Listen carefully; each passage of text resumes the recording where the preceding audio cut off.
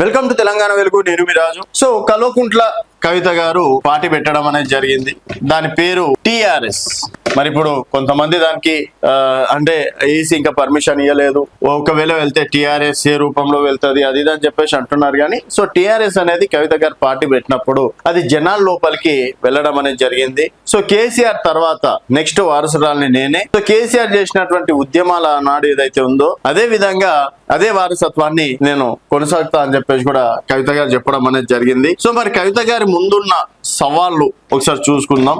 ఎందుకంటే already BRS పార్టీలో trolls చేయడం అనేది జరుగుతుంది. షర్మిల అలాగే కవిత ఇద్దరు ఒకటే, ఆ చీరలు కావచ్చు అది అనేది మొత్తానికి షర్మిల తోటి కవిత పార్టీని పోల్చడం అనేది జరుగుతుంది. సో గతంలో ఎన్నో పార్టీలు వచ్చినాయి, బట్ ఏ పార్టీ కూడా నిలబడలేదు. మరి కవిత గారు ఎంతవరకు నిలబడతారు అని చెప్పేసి కూడా చెప్తున్నారు. బట్ అప్పుడున్నటువంటి ఉమ్మడి రాష్ట్రంలో పార్టీలు పెట్టినప్పుడు అప్పుడు పరిస్థితులు వేరు, ఇప్పుడు పరిస్థితులు వేరు. ఆల్రెడీ బీఆర్ఎస్ కి అవకాశం ఇచ్చారు, తర్వాత కాంగ్రెస్ కి అవకాశం ఇచ్చారు. సో డెఫినెట్ గా అంతో ఎంతో అంటే మూడో పార్టీకి స్కోప్ ఉంది. మరి బీజేపీ దక్షిణాది రాష్ట్రాల్లో కొంతవరకు వెనుకబడి ఉంది.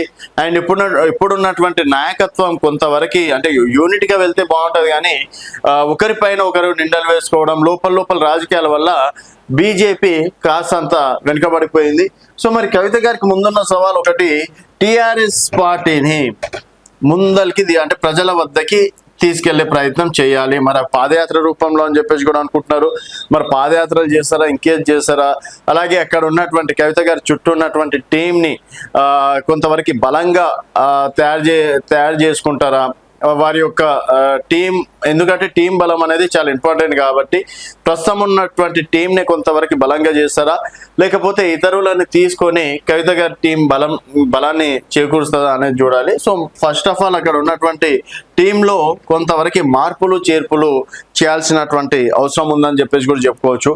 అలాగే ఇప్పుడున్నటువంటి కాంగ్రెస్ కావచ్చు, బీఆర్ఎస్ కావచ్చు, బీజేపీ కావచ్చు, సో ఈ మూడు పార్టీలు చేసింది ఏంది, చేస్తుంది ఏంటి, అండ్ ఒకవేళ రేపన్నాడు మా పార్టీ అధికారంలోకి వస్తే గెలిచిన తర్వాత మేం చేసేది ఏంది, మేము ఎంతవరకు మాట మీద ఉంటాం అనేది ప్రజలకు ఒక నమ్మకం కల్పించే విధంగా కవిత గారు ఉంటే మాత్రం డెఫినెట్గా అంత ఇంత స్కోప్ ఉండే చాయిసెస్ మాత్రం ఉంటాయి. అండ్ ఇప్పుడున్నటువంటి సోషల్ మీడియాలను తట్టుకొని కవిత గారి సోషల్ మీడియా కూడా చాలా స్ట్రాంగ్ అయ్యే అవకాశాలు మాత్రం డెఫినెట్గా ఎక్కువగానే ఉండాలి. సో ఇప్పుడు ఉన్నట్లే ఉంటామంటే మాత్రం డెఫినెట్గా అది కాదు. అండ్ ప్రజల వరకు ఎంతవరకు రీచ్ అవుతుంది, కవిత గారి 5 సూత్రాలు ఏదైతే చెప్పిందో, 5 హామీలు ఏదైతే చెప్పిందో అవి ప్రజలకి ఎంతవరకు చేరువవుతున్నాయి. సో కేవలం 2.5 సంవత్సరాలు మాత్రమే ఉంది. సరే ఎన్టీఆర్ ఉన్నప్పుడు 6 నెలలే ఉండే, పిఆర్పి చిరంజీవి గారు సంవత్సరంలోనే చేశానంటే అప్పుడు పరిస్థితులు వేరు. అప్పుడు సోషల్ మీడియా ఇంత ఎఫెక్ట్ లేకుండే, ఇంత యాక్టివ్ లేకుండే. ఇప్పుడు డెఫినెట్గా సోషల్ మీడియా అలాగే జనాలు కూడా ఆలోచించే తెలివి ఎక్కువగా వచ్చింది కాబట్టి అందులో అప్పుడు ఉన్నటువంటి కాలంలో కొంతవరకు చాలా వరకు నిరక్షరాస్యత ఉండే, ఇప్పుడు యువకులు ఎక్కువగా ఉన్నారు కాబట్టి అంటే దాదాపు ఇప్పుడు మనం 2010, 14, 26 చూసుకున్న 10 సంవత్సరాలు తేడా. సో డెఫినెట్గా అప్పుడు ఉన్నటువంటి ఒకవేళ 10 సంవత్సరాలు ఉంటే ఇప్పుడు 20 సంవత్సరాలు అవుతారు, వాళ్ళకి ఓటు హక్కు వస్తుంది, ఓటు హక్కు వచ్చి ఉంటుంది. కాబట్టి డెఫినెట్గా ఇప్పుడు ఉన్నటువంటి యువతకి, ఇప్పుడు ఉన్నటువంటి మహిళలకి, ఇప్పుడు ఉన్నటువంటి మధ్యతరగతి కుటుంబాలకి ఎంతవరకు మనం ఏం చేయగలుగుతాం, సో వాళ్ళ లోపల నమ్మకాన్ని ఏ విధంగా పెంపొందించగలుగుతాం.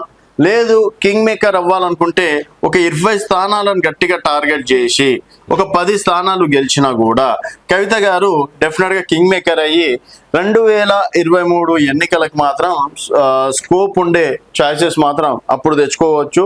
అండ్ ఇప్పుడున్నటువంటి పరిస్థితిలో మాత్రం టీమ్ చేంజ్ అనేది ఒకటి, టీమ్ యాక్టివ్ అనేది 2, డిజిటల్ మార్కెట్ కావచ్చు అంటే డిజిటల్ మీడియాలో కూడా కవిత గారు ఎక్కువగా యాక్టివ్ ఉండాలి.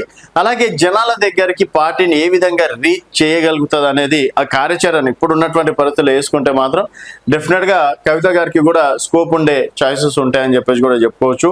అండ్ ఇప్పుడున్నటువంటి పరిస్థితుల్లో కవిత గారి పార్టీ ఎంతవరకు బలంగా నిలబడుతుంది అనేది మీ అభిప్రాయాల కింద కామెంట్ రూపంలో తెలియజేయండి. చూస్తూనే ఉండండి తెలంగాణ వెలుగు.